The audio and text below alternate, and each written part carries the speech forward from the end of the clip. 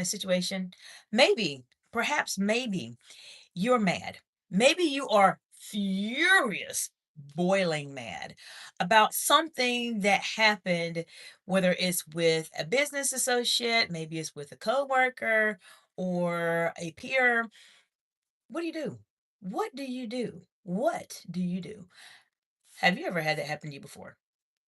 In this video, I'm going to share with you a secret, one of many secrets that I share here on my channel, or I tell my clients that I work with in a one on one setting to help you to stay calm even when you are boiling mad or boiling upset as a leader. Now, if you think that this skill is something that is hard to master, I want to encourage you that you can. If you subscribe to my channel, you will learn a lot about this. This channel heavily focuses in on advanced communication skills and strategies that will help you to communicate more confidently and concisely under pressure in those very high stakes situations. If this sounds like something you want to be very good at in terms of how you communicate, then, or be exceptional, I would say rather, then this is the best place for you. Now, when it comes specifically to being in a situation where you are trying to stay calm, when you know you are boiling inside, the secret I want to share with you, and as I mentioned, I have a lot of secrets. I have a lot of secrets, but I'm just going to talk about one today. But the secret here is to make sure that you ask questions first. Now, you may be wondering, well, how does asking questions help me to stay calm? Let me get to that. That's why you want to watch this video in its entirety. There's a couple things that happen when individuals become very upset and they become very, very angry. There's a lot that goes on in here. There's a lot that we think about, a lot that we process, particularly as leaders. I did a video earlier today that talked about how to not sound angry when you are angry. You may want to take a look at that video. It will provide you with a couple insights to consider in conjunction to what we're talking about specifically in this video. But there's a lot that goes in your mind. And there's a couple reasons why you want to ask a question when you are boiling over. And I'm going to go into that in just a moment. But before I do that, I want to say hello and welcome to those of you watching the live today. Let me know what part of the big beautiful world you all are joining from today.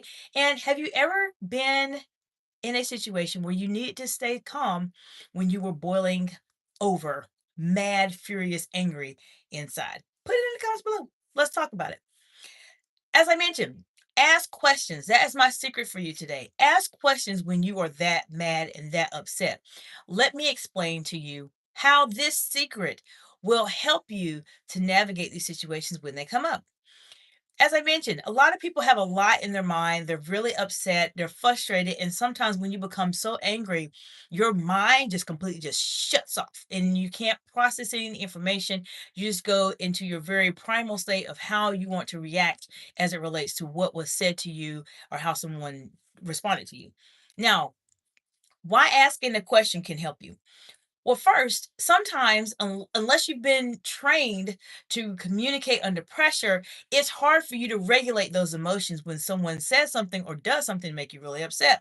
That's why you reach out to me. I have a high stakes communication intensive that will help you to manage those situations. But when this actually occurs, you cannot think clearly as you should. The reason why asking a question will help you to stay calm is it allows you to not be the person to just completely go off on someone. How many of you have ever just went off on someone as a leader? How? How many of you have done that? It happens. It happens to the best of us. But if you ask a question, it allows the person to be able to explain. Let me make this even simpler for you because I know you may be upset or you may have been upset. So what can you do? What specifically would you say?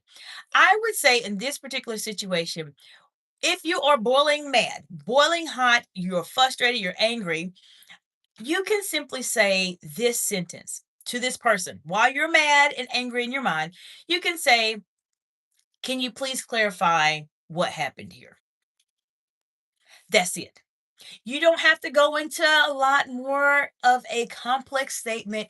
I don't want you to sit there and think, what am I supposed to say? How am I supposed to say it? When am I supposed to say it? Where am I supposed to say it? This is a secret. This has helped me and it's helped a lot of my clients. Simply ask them to clarify what happened in this situation. What happens when you do this? When you ask a question, can you please clarify what happened? It gives you time to think of a response, but then more importantly, it gives you the opportunity to listen to what exactly is being said. Many times when we are that angry, as I highlighted earlier, we simply do not respond in the most appropriate way unless you've been trained to do so. Thank you for the heart emojis, friends. When this happens, you're not thinking. If you give the person the opportunity to explain whatever it is that happened, whatever issue that occurred, it will allow you to listen to what actually happened. Many times you will be very surprised to find out that what you may be furiously mad or upset about may not in actuality be what happened. Because sometimes when we're in leadership roles, and let me know if you've all experienced this, you may be getting a lot of information from a lot of different people. And some of the information may be correct, some of the information may be inaccurate, and it may be just challenging to determine what is the truth and what is not, especially when you're in a very high stakes situation. That is a reason why asking the person to clarify will allow you to know what is actually going on, and it will help you to perhaps change your perspective about the situation, which will change how you respond so that you do not sound angry or you do not show that you are boiling over.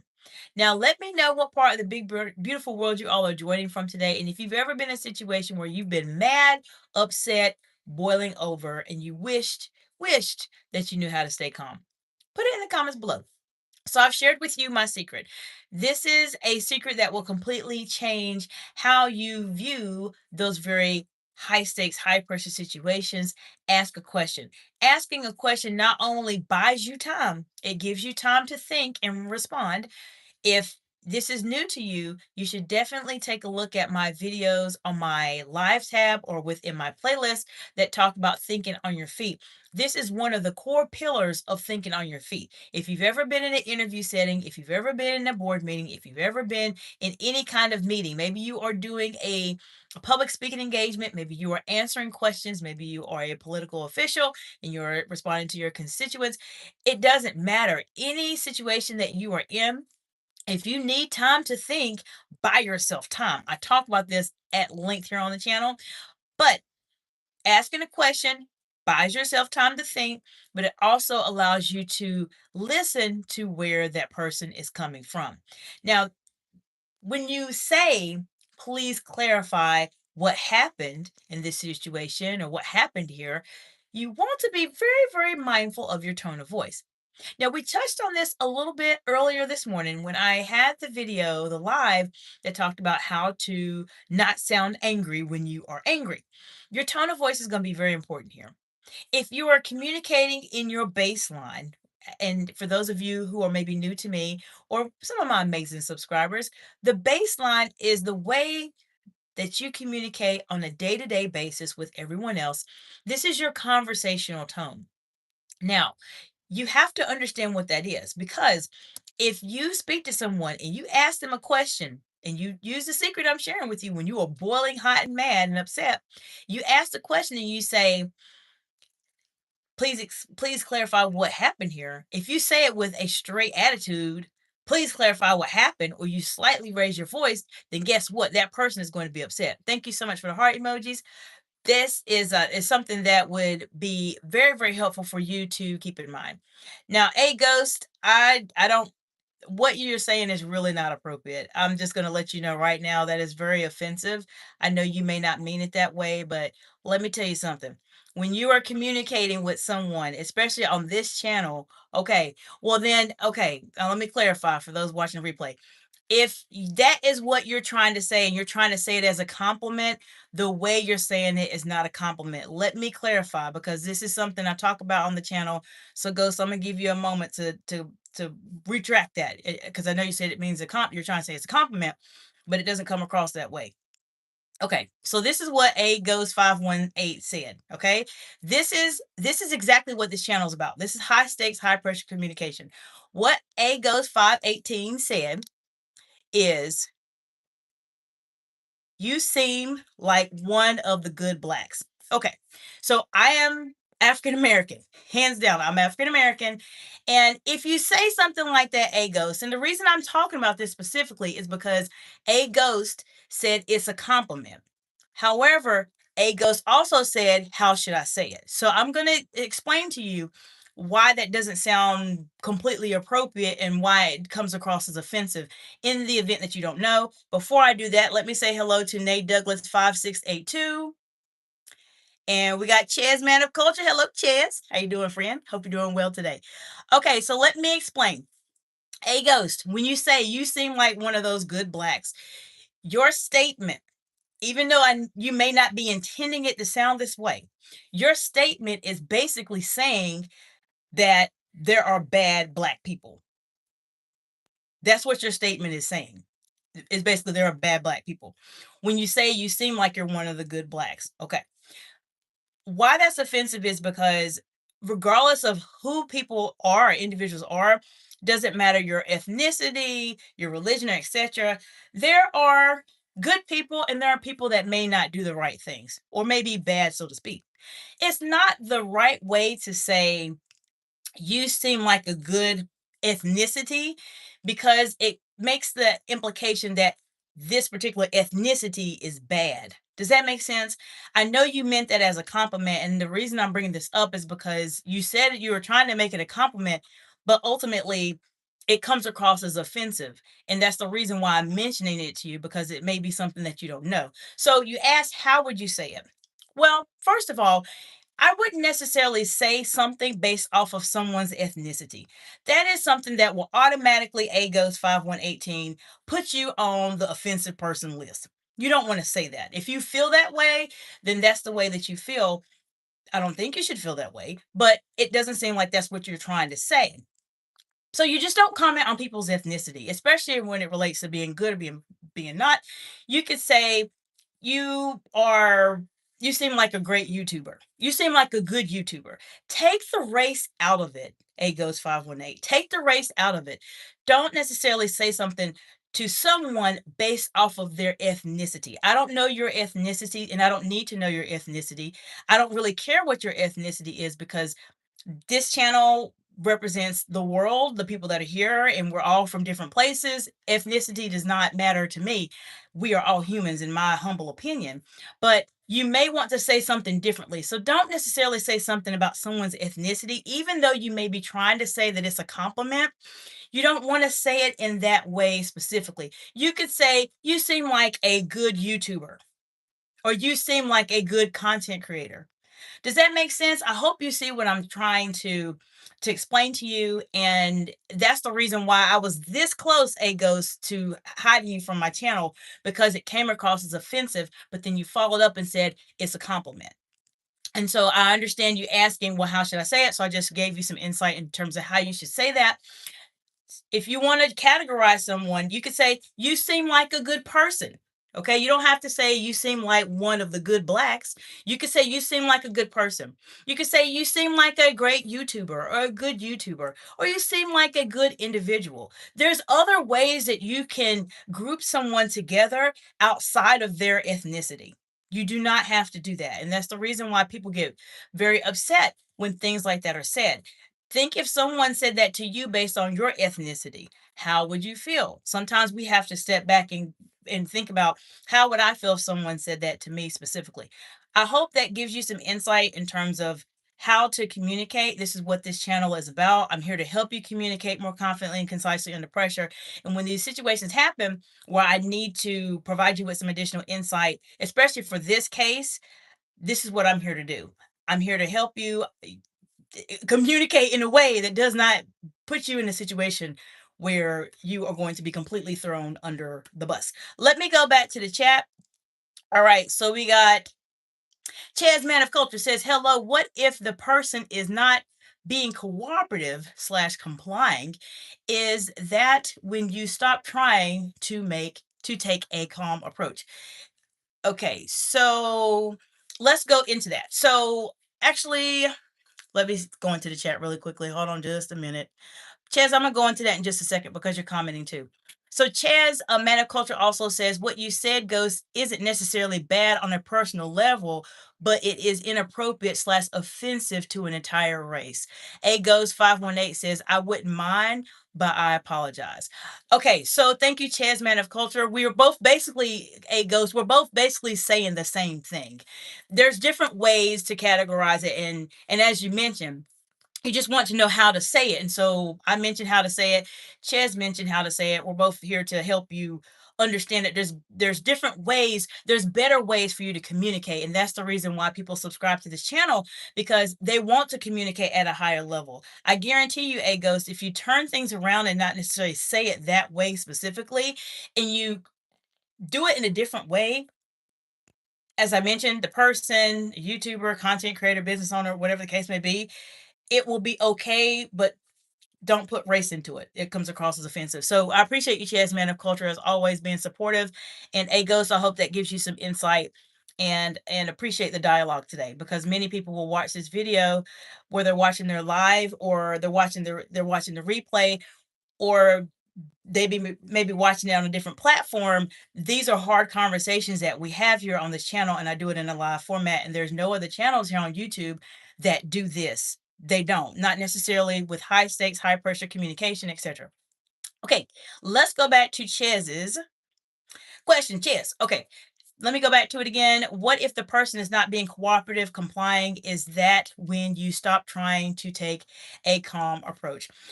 It depends. So it really depends. There's different escalations to it. So if you're talking to a person and they're just trying to banter back and forth with you a bit about something that they did wrong, and they know they did it wrong, but they're trying to tell you that they didn't do it wrong, then this is a situation where you do what you can to remain calm, but you have to take control of the conversation. You're going to need to control the conversation. If someone goes back and forth with you, I would specifically say when you feel like there's a point where, okay, this is just complete, like we're not getting anywhere, then talk about what the problem is in an objective way. Now, when you're boiling over, you have to be able to control your emotions and how you respond. I have a couple videos that talk about managing your emotions under pressure for those of you watching that may be helpful for you to consider in these situations. But specifically, when you're boiling over and you ask that question, can you clarify what happened here, or explain to me what happened here, and you're listening to what they're saying, and what they're saying makes no complete sense, then it's your role as a leader to help control the conversation, guide the conversation in a more productive way. Now, you may want to say with this person that's not being cooperative, I would say, what is something that they did correctly? Maybe they did something right. I appreciate you coming to work today. That's something. Think of something. If they're in that type of way, make sure you think of something positive to say, and then highlight what needs to improve. I understand that we may have a difference of opinion on this particular topic specifically, but I do want to showcase to you, or share with you specifically, that this is what happens when you do this. This is how it impacts the team. This is how it impacts our revenue. This is how it impacts our bottom line, or whatever the case may be. Chaz, I know you do a lot of things, friend, but I would say this is how it's impacting us, and wrap the conversation up. If the person is just bantering back and forth with you a bit, you have to close it down. You can say, this is the way that things are supposed to be done. Moving forward, we need to do this. And we will follow up in a week if you feel like you need to follow up in a week, or something like that. Now, it's a little bit different, Ches, if you have somebody, and I want to say hello to From Cleveland with Love. Give me just a second and I'll say hello. I'll read your comment. But if you have somebody, Ches, that is arguing with you, and this is going past the bantering, friendly banter, that this person is starting to get a little bit combative, you're really paying very closely to them, you're reading them as I teach you all here on this channel, and you see those cues where this conversation could potentially go from 0 to 1,000 very, very quickly, then that's a situation where you have to completely end the conversation and say, we can discuss this at a later date. let's do something differently, because your role at that point is to try to mitigate the risk, mitigate the threat. If you feel threatened at any point in time, and why am I saying this? I've been in situations like that. That's why I'm speaking from experience. But if you feel like you've been threatened, then, or you feel like this is going to go in a very contentious direction, then you need to cut it short and you need to be the person to end the conversation. So I'm going to stop the conversation here. There's a couple other things that we can work on. We're going to circle back around on this conversation tomorrow. End it, let it go, and then go back tomorrow and see how the conversation is, or the next day, or whatever. I've done that personally in the past when someone has been at a very heightened emotional state. Sometimes it may not be necessarily what I'm saying, it could be the situation itself that you're just mad about and they're upset about. It could have dealt with another coworker or someone along those lines, all of that specifically. So just kind of keep that in mind. There's different ways you can handle it, Chaz, but ultimately, you get the banter back and forth. You see this is not going anywhere. Don't let it go around the circle too long in terms of the conversation. End it, take control of it, and try to move on. All right, from Cleveland with love. Hello, hello. Let's see. Cleveland says, how do I diffuse a dice, okay, a dice game when one party has lost all their money and the other party. Okay, hold on. How do I diffuse a dice game when one party has lost all their money and the other party doesn't want to play anymore? Okay, next thing you said was, my bad, I thought you was like a conflict resolution coach. My bad, I didn't know it was a corporate setting. No, actually, what I do here from Cleveland with love, first, welcome to the channel. But what this channel really focuses on is high stakes, high pressure communication that will help you communicate in those situations. So for example, your specific situation, even though I know it may sound like we're talking more about corporate things, this is still an issue. Conflict resolution is my specialty, friend. I have dealt with a lot of conflict and I'd be happy to answer that. So if you have a situation that comes up where you have one party that has lost their money, okay, so let's back this up from Cleveland with love. If someone has lost all their money, I'm going to tell you right now, that person is at a heightened state of being upset. More than likely, unless it's money and you're playing a game like you mentioned, and they just don't really care because maybe they're just gambling and they're just playing a game. But most of the time, people don't want to lose money. So you already know if someone has lost all of their money, they're going to be upset. They're probably going to get a little bit angry. You have to read them from Cleveland with Love. I talk about this a lot on the channel, especially in the game of playing dice and playing games. You have to read the person, right? You have to kind of get an idea as to what is this person doing, what they're not doing. So if you see someone that's upset, okay, you have to keep in mind that, okay, I need to diffuse this situation. Now, one of the things you can do in this situation when someone's lost all their money and the other person doesn't want to play anymore, especially if you're in the middle, then what can you do to resolve this situation? I want to know from the audience, what are some things that you think from Cleveland with love could potentially do? I'll share with you what I would potentially do in this situation. I would say, okay, I know that team A has lost their money, team B does not want to play. What do you two want to do right now? I would ask and say, what is it that you all want to do? Do you want to play another? Do you want to try to play another round? If you don't want to play another round, then this is the end of the night for us. Because ultimately, the person, team A, has lost their money. Unless team B wants to play again, and they may not want to play again. They may have retained their money and they're thinking, I've got my money, I got my money bag, and I'm walking out the door. I'm okay. If they don't want to play, they don't want to play. You can't make someone play if they don't want to play. Therefore, you have to figure out what they want to do. If they want to play a game again, then they're giving team A chance to recoup some of their money back. Maybe if they are friendly with each other, they may do something like that with from Cleveland with love. They may do something like that. They may say, "Okay, well, I know you lost this game. I'll give you another shot, but you know I'm going to beat you again." I mean, they may just have some playful banter there. But if that playful banter is not there between those two people, then I would say you have to bring a consensus to the table. Okay, this is what's going on. You've lost your money. You don't want to play. What do you all want to do here? And we have to be grown adults and we have to part our separate ways. If you lost your money, then you lost your money. This is a part of playing a game. This is a part of gambling. There is going to be times when you're going to certainly lose some money and you have to live with it. if everything was played fairly and correctly and it wasn't rigged and all those things. That's how I would handle it, because it's not your responsibility that this person lost their money, unless you're, they're something happened and the game has been rigged. But it's not your responsibility that they lost money. All you can do as a mediator is say, where are we going from here, and let's figure out what's the best path to go. Now if something starts to escalate, that's when you want to call security. But the key is just, you have to pay attention to people's verbal and nonverbal cues, mostly their nonverbal cues, because a lot of times people's facial expressions will tell you what they are not willing to say. But if you pay very close attention to it, you'll pick up on those things very, very quickly. So I hope that gives you something to think about. I know that was a bit a different type of conversation and topic, but from Cleveland with Love, we talk about a lot of different things on the channel as it relates to anything related to communication, but we also talk about other things as well. Cars and kids and Bitcoin and all kinds of stuff. So hope that gives you something to think about. But that's what I would do. You have to find out what does each party want to do, and understand that ultimately, if you lost money, you lost money. If the other party doesn't want to play, they don't want to play. Then that's the end of the game.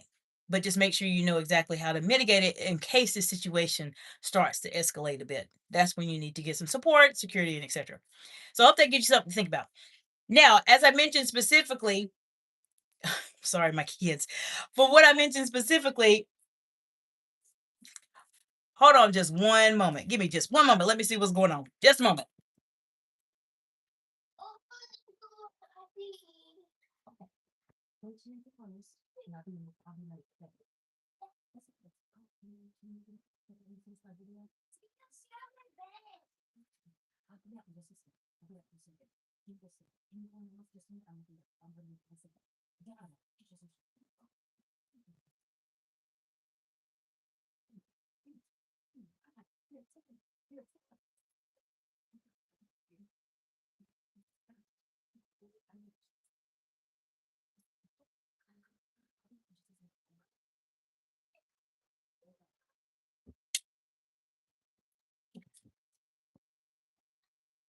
Okay, sorry, my baby is upset, so I'm gonna have to go. So I hope y'all have a great day. I'm sorry for the interruption, but my baby, she's upset. So I will see you all in the next video. Bye for now.